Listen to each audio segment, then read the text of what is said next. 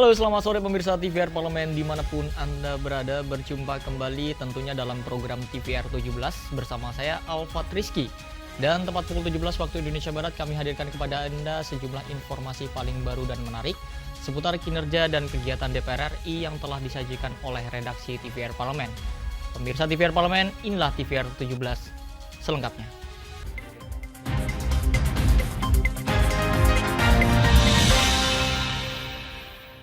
Pemirsa, sebagai salah satu komoditas perkebunan unggulan Indonesia, Komisi 6 DPR RI meminta PT PN 3 dan Perhutani untuk meningkatkan produksi kelapa sawit dan juga kesejahteraan bagi para petani sawit melalui pengalokasian dana pungutan ekspor yang tepat sasaran. Sebagai salah satu komoditas perkebunan unggulan Indonesia, Komisi 6 DPR RI meminta PT PN 3 dan Perum Perhutani untuk meningkatkan produksi kelapa sawit dan kesejahteraan bagi para petani sawit melalui pengalokasian dana pungutan ekspor yang tepat sasaran. Anggota Komisi 6 DPR RI Rudi Hartono Bangun menyampaikan, dana pungutan ekspor yang dikelola oleh Badan Pengelola Dana Perkebunan Kelapa Sawit atau BPDPKS harus benar-benar dialokasikan secara maksimal untuk pemenuhan kebutuhan para petani, salah satunya peremajaan tanaman kelapa sawit. Pungutan dana tersebut harus dialokasikan bagi petani sawit agar para petani mendapatkan haknya dalam dana pungutan ekspor yang dikelola oleh BPDPKS. Kemudian yang berikut juga tentang uang levy atau kutipan yang dikutip oleh BPDPKS ke setiap petani kelapa sawit. Itu kita mempertanyakan bagaimana alokasinya setelah dikelola BPDPKS, karena uang itu jumlahnya bukan kecil tapi puluhan triliun. Komisi 6 kita nanti memanggil dan minta penjelasan kemana-mana alokasi anggaran uang kutipan petani sawit itu. Dan kita minta agar uang kutipan itu harusnya diberikan ke rakyat, ke petani sawit kembali dalam bentuk PSR, jadi peremajaan tanaman sawit gitu. Lebih lanjut, Rudi mendorong PT PN 3 dan Perum Perhutani untuk meningkatkan kinerja dan melakukan perbaikan, terutama pada aspek sumber daya manusia, baik pada level direksi dan pegawai agar lebih kompeten dan mewujudkan organisasi BUMN yang tepat. Bani, TVR Parlemen, melaporkan. Komisi 11 DPR RI mendorong lembaga penjamin simpanan untuk meningkatkan sosialisasi kepada masyarakat agar dapat memilih lembaga penyimpanan yang memiliki nilai suku bunga sesuai dan juga dijamin oleh LPS. Komisi 11 DPR RI mendorong lembaga penjamin simpanan untuk meningkatkan sosialisasi kepada masyarakat agar dapat memilih lembaga penyimpanan yang memiliki nilai suku bunga sesuai dan dijamin oleh LPS.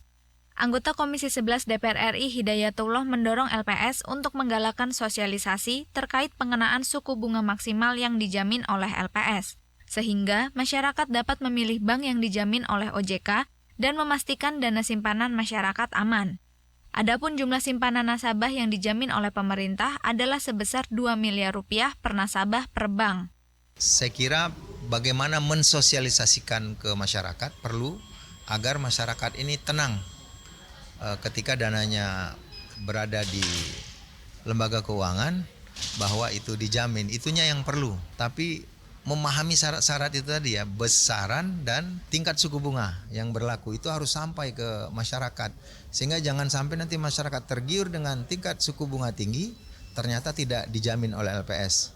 Anggota Komisi 11 DPR RI Jeffrey Romdoni menambahkan, LPS perlu melakukan sosialisasi tentang pentingnya pendaftaran bank digital yang sesuai dengan ketentuan LPS, sehingga lembaga penyimpanan digital tersebut dapat dipercaya oleh masyarakat dan memberikan keamanan pada simpanan masyarakat.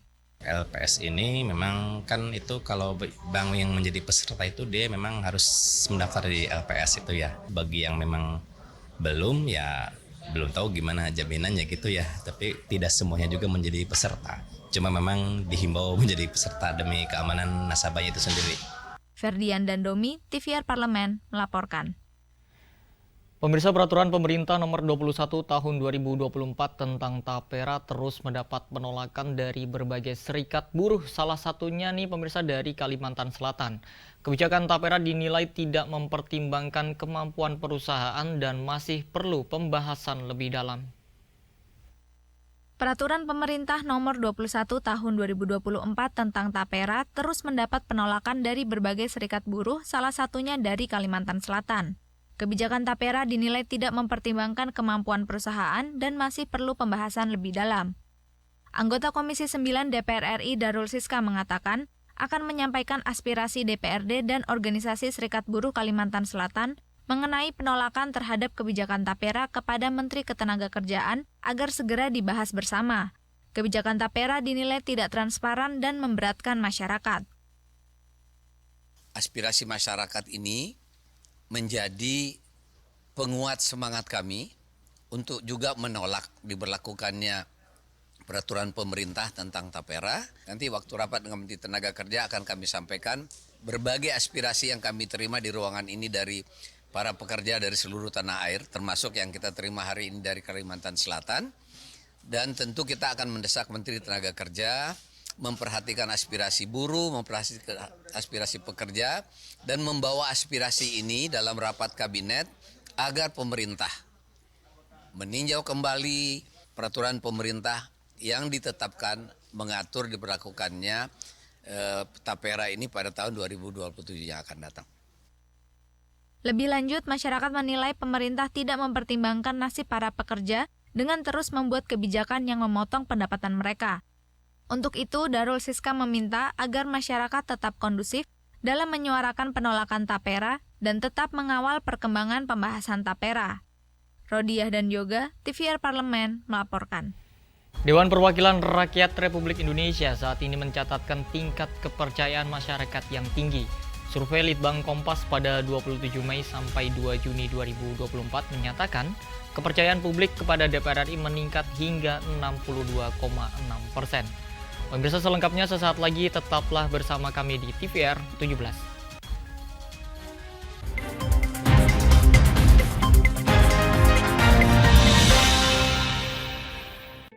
Selamat datang di Biro Pemberitaan Parlemen. Anda memasuki kawasan zona integritas menuju wilayah bebas dari korupsi atau WBK dan wilayah birokrasi bersih dan melayani atau WBBM. Biro Pemberitaan Parlemen berkomitmen penuh untuk mewujudkan wilayah bebas korupsi dan wilayah birokrasi bersih dan melayani. Komitmen kami, pejabat dan jajaran memiliki komitmen tinggi untuk mewujudkan WBK dan WBBM melalui reformasi birokrasi, khususnya dalam hal pencegahan korupsi dan peningkatan kualitas pelayanan publik. Kedua, bebas dari korupsi dengan terwujudnya wilayah bebas korupsi atau WBK, yang artinya bebas dari KKN, gratifikasi dan dari segala bentuk pungutan liar atau pungli. Terakhir, pelayanan prima dengan terwujudnya wilayah birokrasi bersih melayani, yaitu dengan meningkatnya kualitas pelayanan publik dan tercapainya kepuasan masyarakat terhadap pelayanan.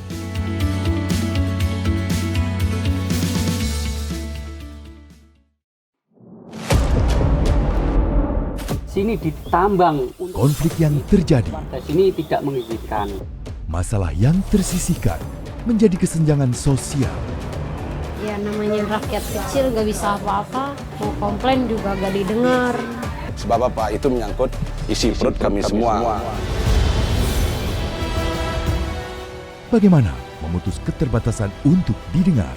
Jadi kalau misalnya masyarakat sudah merasa tidak lagi ada yang memperjuangkan aspirasinya, maka masyarakat memang sangat berhak untuk meminta dewan yang mewakili mereka di parlemen. Kami menyusuri batas-batas peristiwa, mengurai berbagai polemik yang terjadi, meluruhkan suara-suara marginal, menjadi nyata dalam setiap aspirasi, melaksanakan tugasnya sebagai wakil rakyat. Saksikan Aksi Dewan setiap hari Senin dan Rabu pukul 10.30 waktu Indonesia Barat, hanya di TVR Parlemen.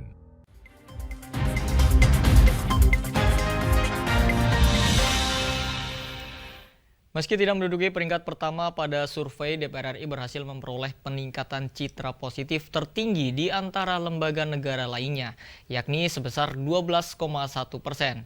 Dan pemirsa, tidak hanya itu, kenaikan ini pun tercatat menjadi yang tertinggi sejak Januari 2022. Saksikan informasi mendalam yang telah disajikan oleh tim redaksi TVR Parlemen dalam segmen Lensa Parlemen berikut ini.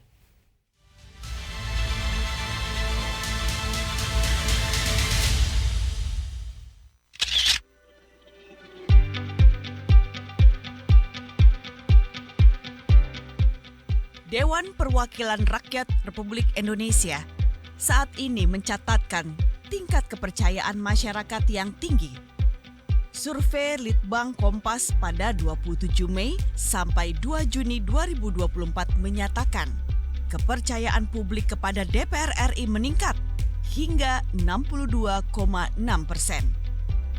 Meski tidak menduduki peringkat pertama pada survei, DPR RI berhasil memperoleh peningkatan citra positif tertinggi di antara lembaga negara lainnya. Tidak hanya itu, kenaikan ini pun tercatat menjadi yang tertinggi sejak Januari 2022. Faktor utama yang membuat DPR RI makin dipercaya oleh masyarakat adalah produk undang-undang yang dihasilkan benar-benar berpihak dan berdampak langsung terhadap masyarakat. Terbukti bahwa keberhasilan suatu undang-undang bukan hanya dinilai dari kuantitas. Selain itu, fokus anggota dewan dalam menjalankan fungsinya bebas dari korupsi serta jauh dari perilaku-perilaku tercela menambah tingkat keyakinan masyarakat menitipkan aspirasinya kepada anggota DPR RI. Faktor selanjutnya yang berkontribusi terhadap peningkatan kepercayaan ini adalah transparansi dan akuntabilitas yang semakin baik dari para anggota DPR. Mereka tidak hanya berfokus pada tugas legislasi, tetapi juga aktif dalam menyerap dan menyalurkan aspirasi masyarakat dari seluruh daerah di Indonesia. Mudah-mudahan itu akan lebih baik lagi dan tentu menjadi harapan ke depan bagi kita semuanya, bagi teman-teman jurnalis juga supaya yang kita lakukan gitu ya, karena kan sebenarnya teman-teman DPR ini kan benar-benar bekerja menyalurkan aspirasi baik apapun itu di daerahnya masing-masing dan tidak hanya di daerah masing-masing. Kami ini juga bertanggung jawab seluruh Indonesia. Saya yakin ini akan terus baik dan tentu akan menjadi komitmen ke depan, kan sebentar lagi ada periode yang baru juga. Mudah-mudahan lebih baik lagi. Dengan masa bakti baru yang sudah di depan mata, anggota DPR RI berkomitmen untuk terus bekerja lebih baik lagi. Harapannya, kepercayaan masyarakat terhadap DPR RI akan terus tumbuh seiring dengan kerja keras dan dedikasi yang diberikan.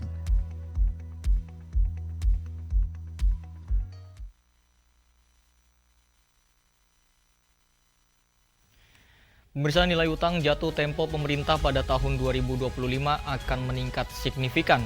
Menurut data Kementerian Keuangan, total utang jatuh tempo pada tahun depan mencapai 800 triliun rupiah.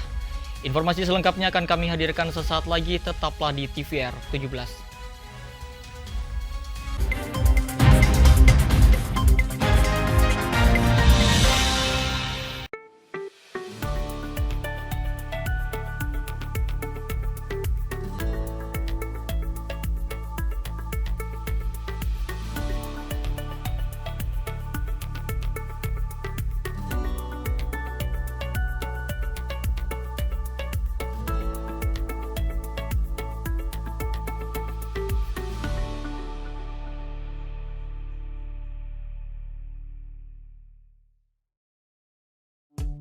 DPR RI memiliki fungsi diplomasi dalam menjalankan politik luar negeri sesuai dengan pasal 116 Undang-Undang MD3. Kontribusi aktif BKSAP DPR RI memainkan peranan penting dalam memenangkan persaingan global melalui IPU, IPA, IPPF, IPA, dan PUIK.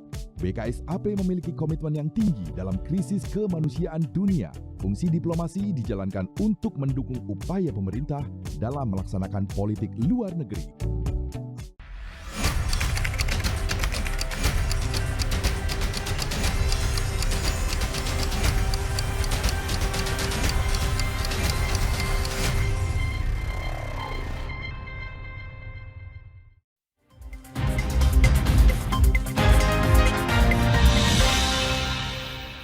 Kembali di TVR 17 terkait nilai utang jatuh tempo. Nilai tersebut berasal dari utang surat berharga negara sebesar 705,5 triliun rupiah dan utang pinjaman sebesar 100,19 triliun rupiah. Seberapa bahaya utang ini pemirsa dalam program kerja pemerintah di tahun mendatang? Lalu bagaimana saran dari Komisi 11 DPR RI untuk menyelesaikan persoalan tersebut? Untuk selengkapnya berikut laporan rekan kami Hendra Sunandar dari Senayan, Jakarta. Baik pemirsa TVR Parlemen dimanapun Anda berada, sebagaimana dilaporkan oleh Menteri Keuangan pada rapat Komisi 11 kemarin bahwa jumlah utang yang jatuh tempo pemerintah di tahun depan ditetapkan 800 triliun rupiah. Nah ini kemudian menjadi sangat fantastis karena jika dibandingkan dengan tahun ini, utang yang dibayarkan itu 400 triliun, artinya 2 kali lipat kenaikan dibandingkan utang tahun ini. Nah ini kemudian menjadi polemik karena di tahun mendatang tentu ada banyak program-program pemerintah yang sedang dicanangkan seperti misalnya program pembangunan IKN dan juga program makan siang gratis. Nah tentu untuk menjawab hal ini saya sudah bersama dengan anggota Komisi 11 DPR RI Bapak Melkias Markus Mekeng dari fraksi Partai Golkar. Pak, terkait dengan rasio utang yang dibayarkan ini mungkin dari Komisi 11 gimana Pak melihat itu? Mungkin ya yang pasti kalau memang hutang jatuh tempo kita harus melunasi utang itu.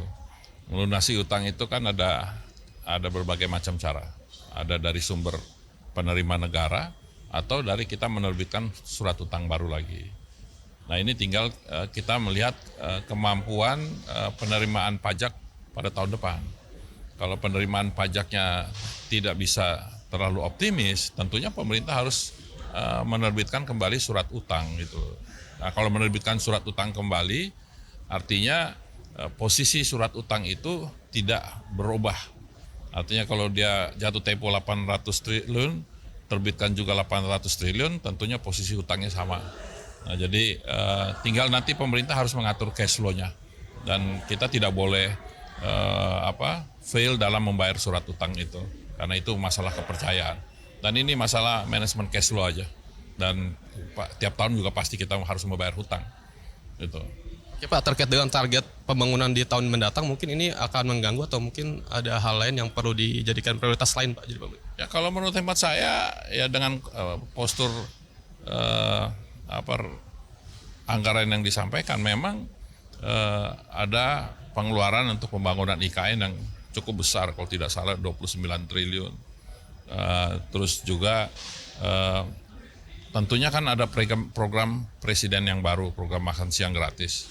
Nah, saya melihat ada program efisiensi yang dilakukan oleh pemerintah dengan memotong anggaran-anggaran di setiap departemen. Nah, ini tentunya harus dilakukan karena kita tidak bisa langsung memaksakan semua harus dari hutang, tapi yang pertama harus kita lakukan adalah efisiensi. Dengan lakukan efisiensi saja kita melihat bahwa defisit anggaran itu sudah cukup tinggi. Dan ini sebetulnya harus kita cari jalan lain lagi agar jangan terlalu tinggi defisit anggaran. Kan kalau tidak salah 2,8%. Biasanya itu kan di bawah 2% atau 2% maksimum. Jadi kalau ada gejolak ekonomi dunia yang mempengaruhi ekonomi Indonesia, kita masih mempunyai ruang untuk mencari celah penerimaan untuk agar pembangunan tetap berjalan. Tapi kalau udah dimentokin 2,8, saya agak khawatir kalau sampai terjadi ada gejolak di ekonomi dunia karena perang ini kan belum berakhir. Dan perang berakhir ini dampaknya kan sangat besar dari sisi jalur transportasi yang semakin tinggi, harga minyak juga semakin tinggi, dolar juga semakin ini akan mempengaruhi terhadap APBN kita. Jadi kalau hemat saya program pertama yang harus dilakukan oleh pemerintah adalah melakukan efisiensi dari anggaran-anggaran yang ada agar program Pak Prabowo itu bisa tetap dilaksanakan. Ya, Pak, terakhir Pak terkait dengan penerimaan pajak kan ini kan satu aspek yang cukup besar dalam APBN kita. Mungkin ke depan dari sisi penerimaan pajak apa sih dari Komisi 11 terutama terkait?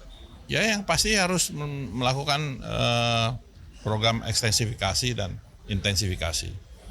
Nah kita kan WP kita kan harus diperluas. Tentunya juga tidak boleh pajak ini akan membebani kehidupan masyarakat. Nah terus juga kayak pengenaan pajak-pajak yang berlebihan juga itu akan berpengaruh terhadap masyarakat. Oleh karena itu ya pemerintah harus melakukan ekstensifikasi, program ekstensifikasi, memperluas wajib pajak yang ada sehingga penerimaan kita bisa optimal. Gitu. Baik Pak, terima kasih atas waktunya. Terima kasih ya. Oke. Baik pemirsa, demikian wawancara saya dengan anggota Komisi 11 DPR RI, Bapak Melkias Markus Mekeng. Tadi disampaikan bahwa Komisi 11 mendorong pemerintah untuk melakukan efisiensi pengelolaan anggaran agar kemudian nantinya pajak yang dihimpun oleh Kementerian Keuangan itu bisa mengakomodir utang jatuh tempo sebesar 800 triliun rupiah. Lalu juga tadi disampaikan bahwa Komisi 11 sangat mendukung pemerintah untuk melakukan perluasan wajib pajak karena kita ketahui bersama bahwa pajak merupakan sumber utama pendapatan negara yang kemudian ini menjadi modal dasar dalam pembangunan Indonesia di tahun mendatang. Baik, demikian yang dapat saya laporkan langsung dari Gedung DPR RI Senayan Jakarta. Saya kembalikan ke rekan saya di studio. Selanjutnya pemirsa, apa saja menjadi topik perbincangan di media online nasional pada hari ini? Usai jeda tetaplah di TVR 17.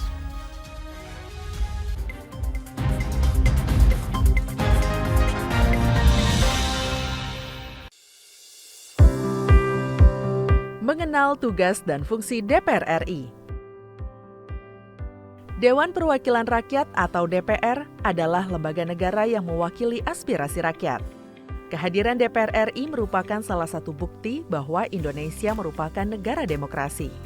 Sebagai salah satu lembaga perwakilan rakyat, apa saja tugas dan fungsi yang diemban DPR RI?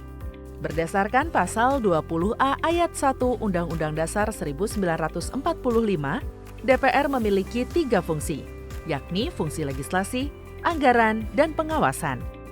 Tugas dan wewenang DPR berbeda untuk setiap fungsinya. Yang pertama, fungsi legislasi. Menyusun program legislasi nasional atau prolegnas, menyusun dan membahas rancangan undang-undang, menerima rancangan undang-undang yang diajukan oleh DPD, membahas rancangan undang-undang yang diusulkan oleh Presiden ataupun DPD, menetapkan undang-undang bersama dengan Presiden, menyetujui atau tidak menyetujui peraturan pemerintah pengganti undang-undang yang diajukan oleh Presiden untuk ditetapkan menjadi undang-undang. Yang kedua, fungsi anggaran. Memberikan persetujuan atas rancangan undang-undang tentang APBN yang diajukan oleh Presiden. Memberikan persetujuan terhadap pemindah-tanganan aset negara maupun terhadap perjanjian yang berdampak luas bagi kehidupan rakyat yang terkait dengan beban keuangan negara. Menindaklanjuti hasil pemeriksaan atas pengelolaan dan tanggung jawab keuangan negara yang disampaikan oleh BPK. Memperhatikan pertimbangan DPD atas rancangan undang-undang tentang APBN dan rancangan undang-undang terkait pajak, pendidikan, dan agama. Yang ketiga, fungsi pengawasan. Fungsi pengawasan, DPR bertugas melakukan pengawasan terhadap pelaksanaan undang-undang APBN dan kebijakan pemerintah, serta membahas dan menindaklanjuti hasil pengawasan yang disampaikan oleh DPD. Demikian penjelasan tentang tugas dan fungsi DPR menurut undang-undang. Informasi ini dipersembahkan oleh TV dan Radio Parlemen, Biro Pemberitaan Parlemen, dan Sekretariat Jenderal DPR RI.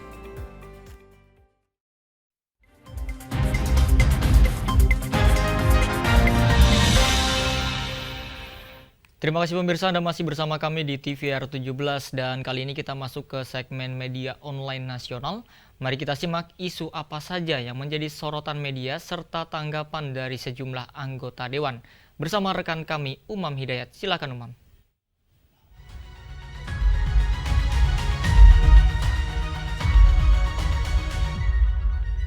Baik, terima kasih Alfat. Pemirsa, berita pertama yang menjadi headline di media online yaitu Banggar DPR RI, postur RAPBN 2025 mampu respons tantangan. Dapat dilihat di layar kaca Anda pemirsa. Di sini Ketua Badan Anggaran Dewan Perwakilan Rakyat Said Abdullah meyakini postur rancangan anggaran pendapatan dan juga belanja negara RAPBN 2025 yang dibahas dan juga disepakati oleh pemerintah dan parlemen dapat menjawab tantangan ekonomi di tahun depan. Said berkeyakinan dengan postur RAPBN 2025 tersebut meskipun dengan sejumlah target yang cukup menantang, namun postur RAPBN ini cukup baik untuk merespons tantangan ekonomi kita ke depan. Dan pemirsa, adapun asumsi makro ekonomi yang telah disepakati untuk RAPBN 2025 ialah target pertumbuhan ekonomi dipatok pada kisaran 5,1% hingga 5,5%. Kemudian tingkat inflasi pada kisaran 1,5% hingga 3,5%. Dan juga nilai tukar atau kurs Rp15.300 hingga Rp15.900 per dolar Amerika Serikat. Di sini tas rasio juga diasumsikan bisa meningkat menjadi 10,5% terhadap PDB dan mendorong penerimaan perpajakan menjadi sebesar Rp2.548,3 triliun. Dan pemirsa, tentunya ini menjadi tantangan bagi pemerintah di tahun 2025 di tengah situasi tingkat konsumsi rumah tangga meskipun tumbuh, namun capaiannya lebih rendah dari tahun sebelumnya serta biaya dana yang mahal. Pemirsa, kita beralih ke berita selanjutnya yang juga menjadi headline di media online, yaitu Gus Muhaimin minta DPR RI jangan berpuas diri karena citra positif meningkat. Dapat dilihat di sini pemirsa. Di sini Wakil Ketua DPR RI Abdul Muhaimin Iskandar bersyukur citra baik DPR RI mengalami peningkatan sesuai hasil survei Litbang Kompas per Juni 2024. Pemirsa, survei tersebut menyatakan citra baik DPR RI berada di 63%, meningkat 12,1% dari periode Desember 2023. Ketua Umum Partai Kebangkitan Bangsa ini pun mendorong seluruh anggota DPR RI dan Sekretariat Jenderal DPR RI tidak berpuas diri meskipun citra positif DPR mengalami peningkatan. Muhaimin juga mendorong seluruh anggota DPR RI untuk semakin serius dan juga bekerja keras, terutama menyelesaikan program legislasi yang belum disahkan, serta meningkatkan pengawasan atas kinerja pemerintah. Meski bukan jadi yang pertama, Lembaga Wakil Rakyat ini tercatat mampu meningkatkan citra positif paling tinggi, yakni sebesar 12,1% dibanding tahun sebelumnya. Bahkan pemirsa, peningkatan citra DPR ini mengalahkan TNI yang berada di urutan pertama. Baik pemirsa, itu tadi headline media online terkait DPR RI pada hari ini, yakni Banggar DPR RI, postur RAPBN 2025 mampu respons tantangan, serta Gus Muhaimin minta DPR RI jangan berpuas diri karena citra positif meningkat. Sekian media online pada hari ini, kembali ke rekan Alfat.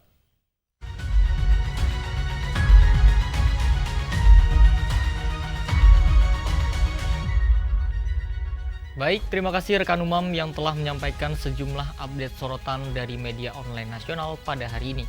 Pemirsa, segmen media online tadi sekaligus menutup program TVR 17 edisi sore hari ini. Saya Alfat Rizky beserta seluruh kru TVR Parlemen yang bertugas mengucapkan terima kasih dan pamit undur diri dari hadapan Anda. TVR Parlemen, referensi Indonesia.